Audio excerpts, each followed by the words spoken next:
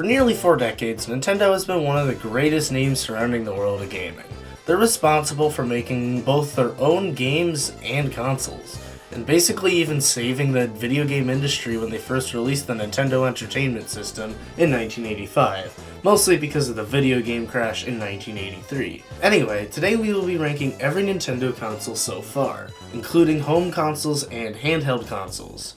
But first, let's go through this list's rules. First off, each console on this list that may have multiple versions will be based on the original version. For example, consoles such as the DSi, Wii Mini, or Switch Lite will be disregarded for the sake of this video. Secondly, the ranks are based on the console itself as opposed to the games on the console. This may include any significant new features or improvements that the consoles provide. And of course, lastly, this list is subjective. With all of that out of the way, let's get into this. Number 13, the Virtual Boy. Barely anyone even knows what this thing is due to its insanely poor sales, tiny game library, and most of all, how much it flopped. The Virtual Boy was released in 1995 and was intended to almost feel like virtual reality. However, it was too soon for something like that, as the technology for it really didn't exist yet. The screen of the Virtual Boy is red and headache-inducing. So it really wasn't great for using for long periods of time, like most people would have liked to do with their consoles. It was probably also Nintendo's shortest-lived console, being discontinued the year after its release, with it only clocking in about 700,000 sales, and less than 24 games total.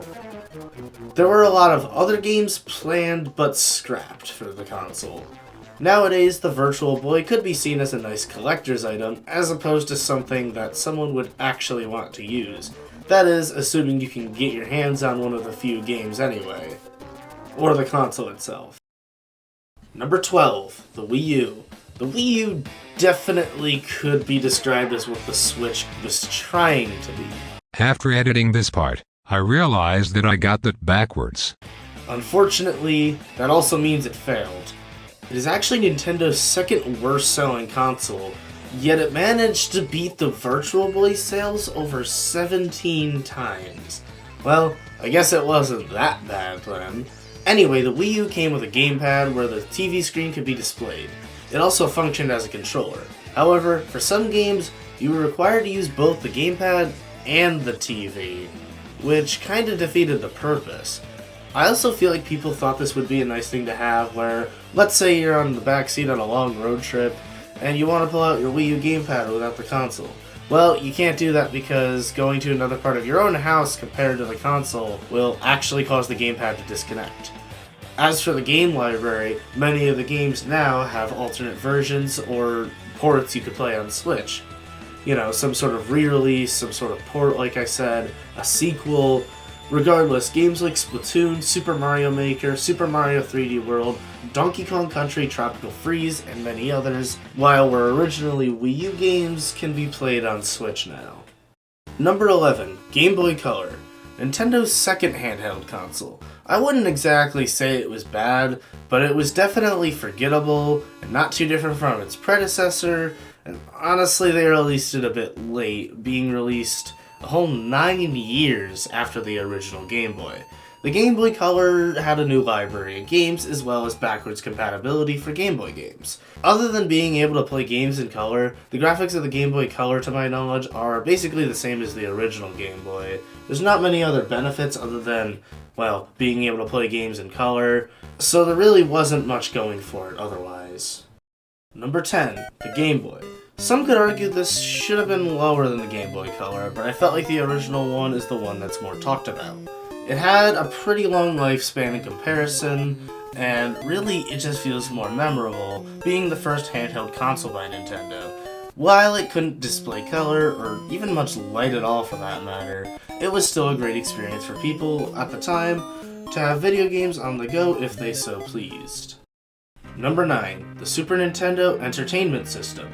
A nice graphical upgrade compared to its predecessor, but not nearly as iconic in my opinion. Of course we had a lot of new classics, but if someone told me to name as many games as I can for a console in a given amount of time, I might run out of iconic titles for the Super Nintendo before I do so with the NES.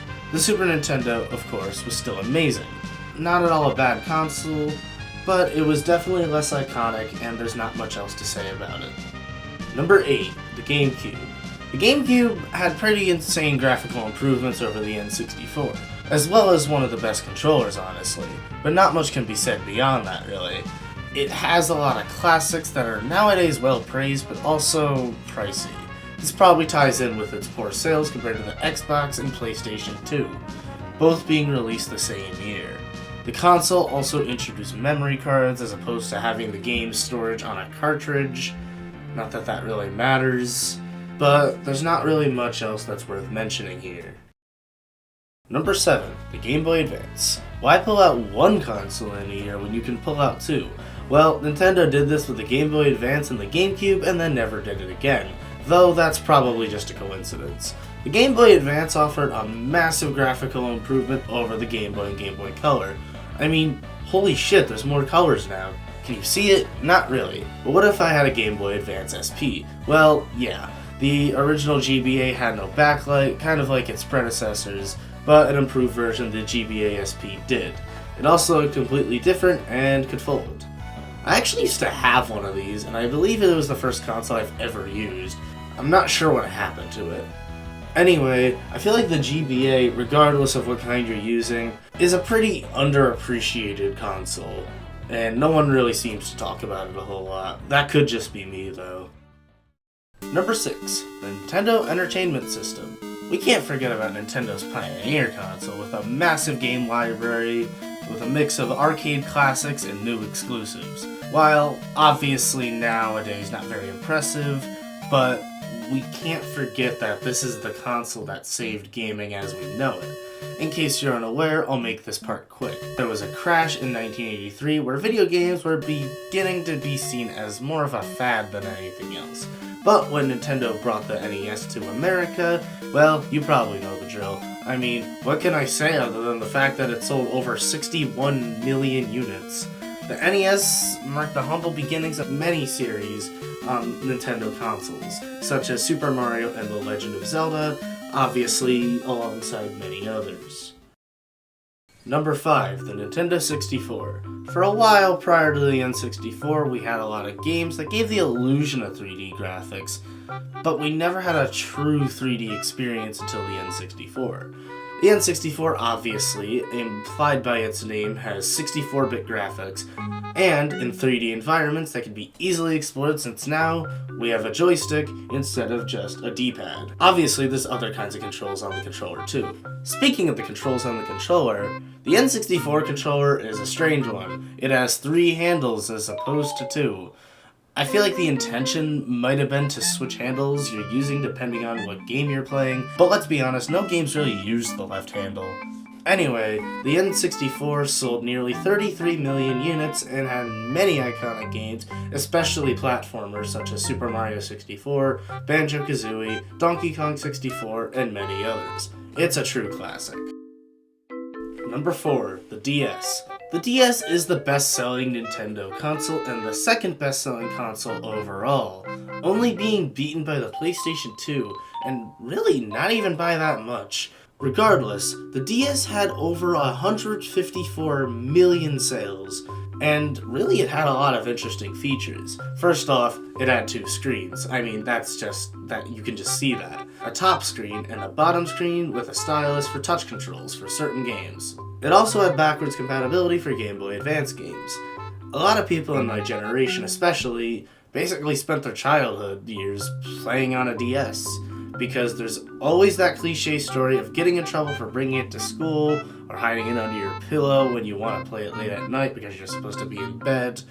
Oh, and I almost forgot about 2 of the most iconic features on it. PictoChat, where you can connect to other people's DSs nearby and send them drawings and messages, and then similarly there was also DS Download Play, where you can connect to nearby DSs and play multiplayer games wirelessly.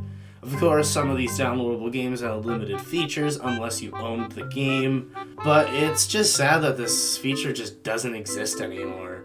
Since the only games on Switch that support a wireless mode, you will all need to own the game.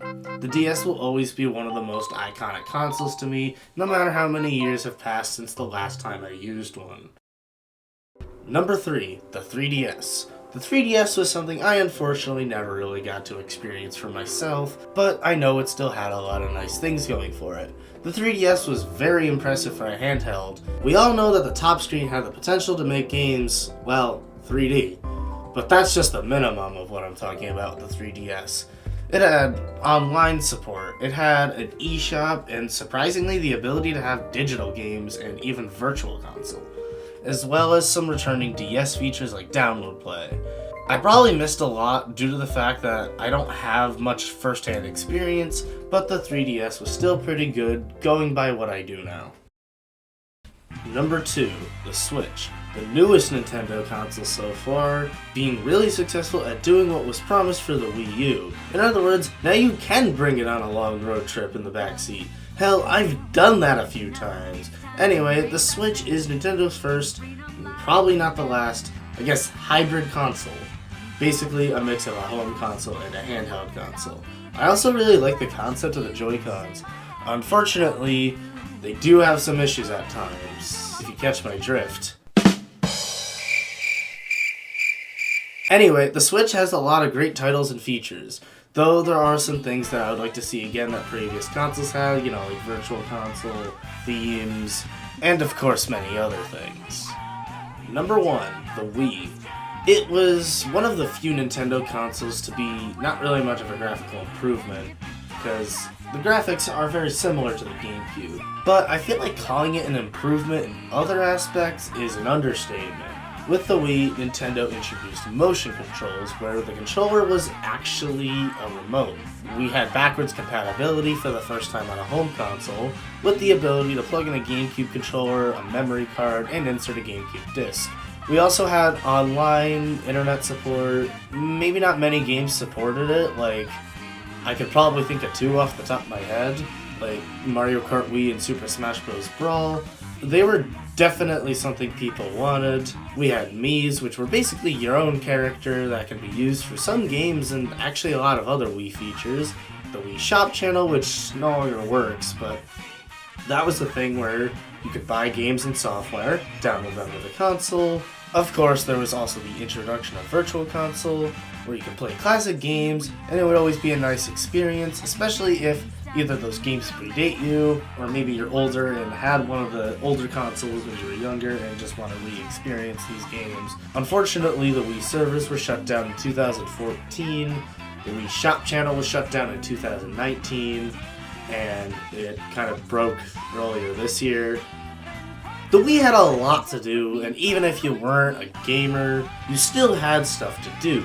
Like, there was a news channel, a forecast channel, many other things. The Wii sold over 101 million units, and it will always have a special place in my heart for all the memories and games it had. With that, thank you for watching. Let me know what your picks are for your favorite Nintendo consoles in the comments below, and be sure to subscribe for more Worst to Best videos. Have a good day.